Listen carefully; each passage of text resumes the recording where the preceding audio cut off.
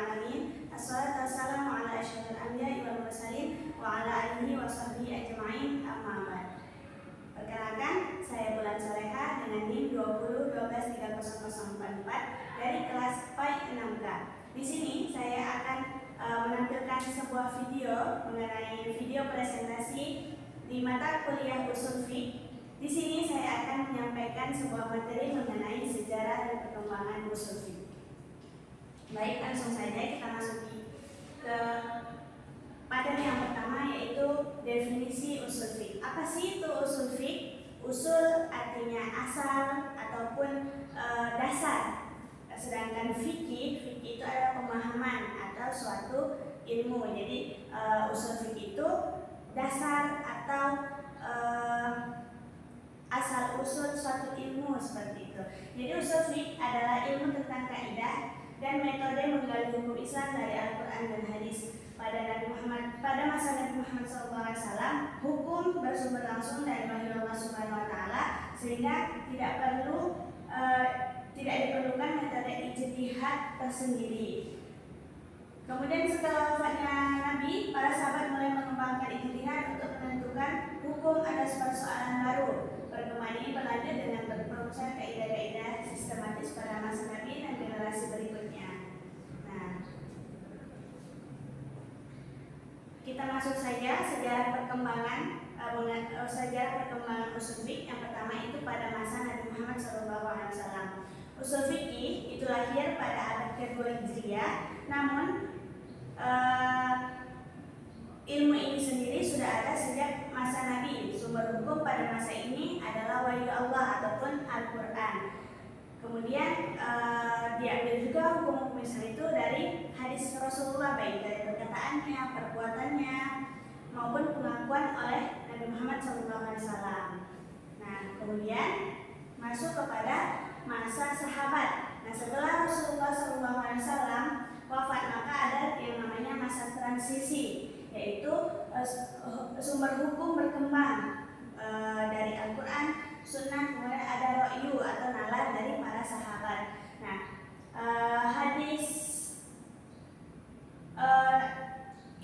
ilmu ushul fiqh ini muncul dengan tandanya suatu peristiwa pada saat itu tentang hadis Mu'adz bin Jabal yang menjadi pedoman utama ijtihad para sahabat dalam menentukan hukum. Kemudian metode baru dimulai digunakan seperti metode ijma atau kesepakatan para sahabat dan maslahah atau kepentingan umum. Nah, para sahabat berijtihad secara kolektif untuk menjawab persoalan hukum yang tidak ada nasnya secara eksplisit. Jadi setelah wafatnya Rasulullah SAW itu banyak persoalan-persoalan yang menjadi perdebatan di kalangan para sahabat. Oleh karena itu para sahabat memunculkan ilmu ushul fiqh ini, salah satunya yaitu dengan ijma. Ijma itu kesepakatan para sahabat-sahabat.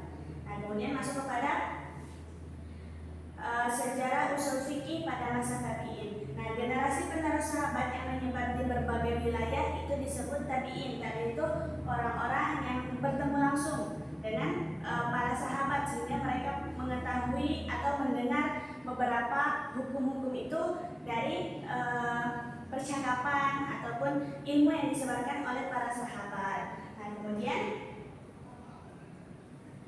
periodisasi perkembangan ilmu ushul fiqh. Nah, jadi periodisasi ushul fiqh ini begini gambarannya. Ada 5 periode perkembangan ushul fiqh. Yang pertama, pada masa Rasulullah SAW itu sudah ada ilmunya, tetapi belum dijadikan disiplin ilmu, belum tahu bahwa itulah ushul fiqh, seperti itu. Kemudian masa pertumbuhannya dan pembentukan hukum berbasis wahyu. Jadi pada saat masa Rasulullah itu semua persoalan-persoalan itu hanya disangkut pautkan dengan Al-Quran ataupun wahyu Allah. Kemudian pada masa sahabat. Nah, pada masa sahabat ini terjadilah transisi ijtihad. Nah, karena Rasulullah pada saat itu menjadi acuan utama dalam mengambil keputusan atau memecahkan sebuah permasalahan. Nah, setelah Rasulullah wafat, para sahabat mulai berijtihad dengan Al-Quran, Sunnah, Ra'yu ataupun ijma' dan maslahah. Maslahah itu kemaslahatan yang mana baiknya untuk para umat seperti itu. Kemudian para masa tabi'in. Nah, para masa tabi'in ini karena persebaran geografis para tabi'in itu tersebar di berbagai wilayah. Kemudian muncullah pada ahlul ra'yu dan ahlul hadis. Nah, disitulah bermunculan para imam-imam mazhab yang kemudian mengkodifikasi kaidah usul fiqh 4 mazhab yang besar yang kita ketahui, Imam Syafi'i, imam mazhab Hambali, Hanafi dan Maliki. Kemudian ada mutaakhirin dan pembukaan sistematis untuk penyempurna kaidah dalam istinbat hukum. Nah, kemudian periode Rasulullah SAW jadi terbahas. Nah, pada insya atau pertumbuhan dan takwin pembentukan ilmu fikih, masa ini merupakan fondasi awal terbentuknya hukum Islam secara langsung melalui wahyu dan keteladanan Nabi. Sumber utama hukum pada saat ini pada masa Rasulullah itu wahyu Allah Subhanahu wa taala baik melalui Al-Qur'an maupun sunnah Nabi Muhammad SAW. Tidak ada ijtihad yang melebihi otoritas wahyu selama masa ini. Jadi metode penetapan hukum yaitu Al-Qur'an sebagai sumber utama. Nah, kemudian masuk kepada periode sahabat. Nah, transisi pada masa sahabat ini hanya 3 yaitu Al-Qur'an, hadis dan ijma'. Ataupun menalar persoalan-persoalan bagaimana hukumnya, bagaimana cara penetapannya seperti itu. Kemudian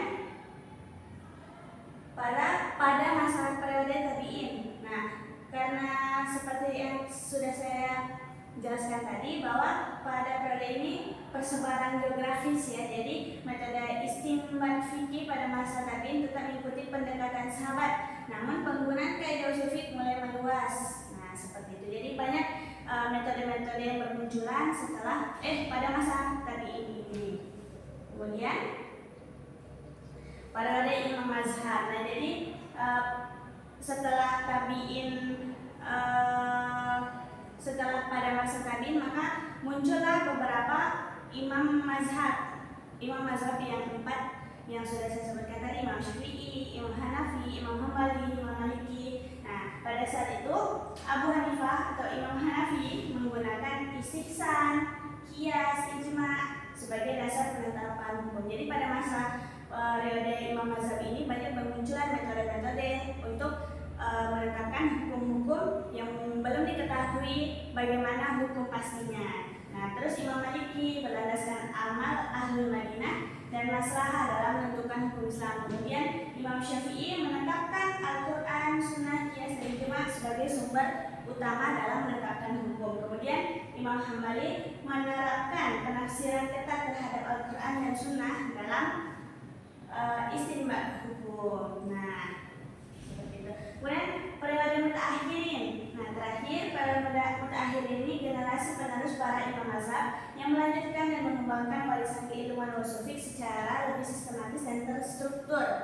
Jadi salah satunya yaitu Imam Abu Yusuf yang adalah murid dari Imam Hanafi, menjadi tokoh utama yang membukukan kaidah-kaidah istinbat hukum untuk meletakkan fondasi penulisan ilmu usul fikih secara formal. Jadi pada masa periode mutaakhir inilah dibukukan atau dijadikan ilmu itu sebagai disiplin ilmu yang kita kenal dengan usul fikih. Jadi usul fikih itu adalah ilmu bagaimana cara berijtihad, atau metode-metode untuk menetapkan suatu hukum seperti bagaimana sumbernya, bagaimana apakah ini wajib, apakah ini haram. Maka itu yang dinamakan istinbat atau menetapkan suatu hukum dengan menyandarkan hukum yang sebelumnya. Nah, kemudian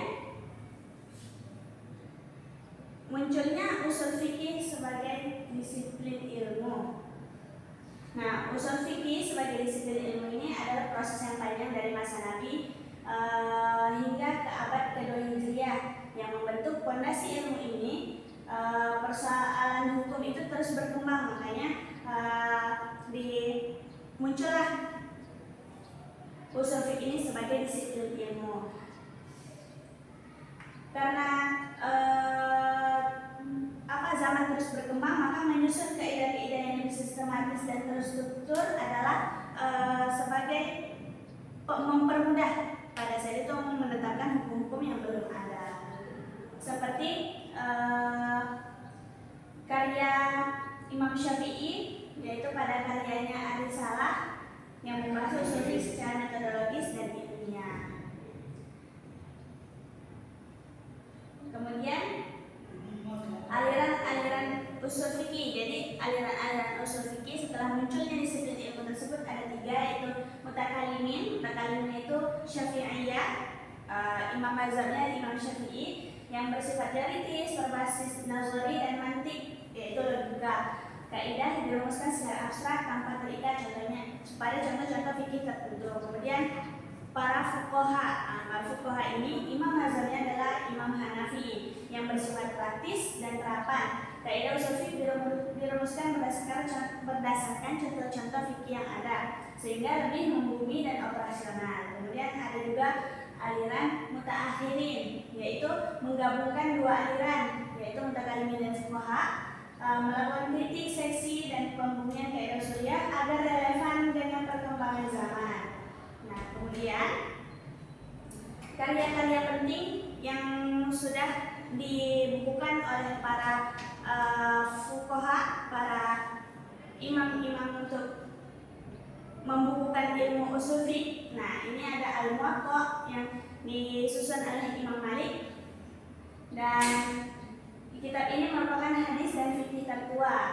Nah, kemudian ada Al-Muhalla yang ditulis oleh Ibnu Hazm, kemudian Al-Mustashfa yang ditulis oleh Imam Al-Ghazali. Nah, jadi kesimpulannya, usul fikih merupakan ilmu yang sangat penting dalam menetapkan hukum Islam secara sistematis dan metodologis. Kemudian usul fikih adalah ilmu tentang kaidah dan metode penggalian hukum Islam dari Al-Quran dan hadis yang berkembang secara bertahap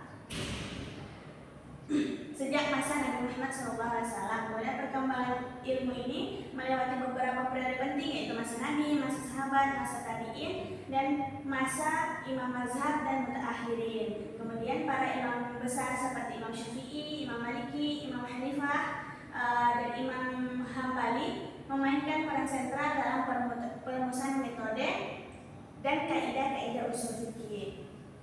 Kemudian munculnya berbagai aliran pemikiran seperti aliran mutakalimin, aliran fuqaha, dan aliran mutaakhirin. Kemudian memahami usul fikih adalah landasan utama dalam membangun hukum Islam yang relevan dan responsif terhadap tantangan zaman. Jadi ilmu usul fikih itu sangat penting karena apa? Karena banyak dengan perkembangan zaman banyak kita ketemui persoalan-persoalan yang menjadi perdebatan bagaimana hukumnya, apakah ini boleh, apakah ini dilarang, apakah ini dianjurkan, seperti itu.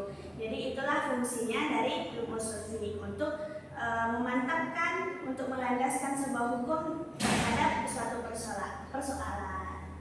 Nah, jadi demikianlah materi yang dapat saya sampaikan. Lebih dan kurangnya saya mohon maaf. Apabila terdapat kesalahan, kehilafan, mohon dimaafkan.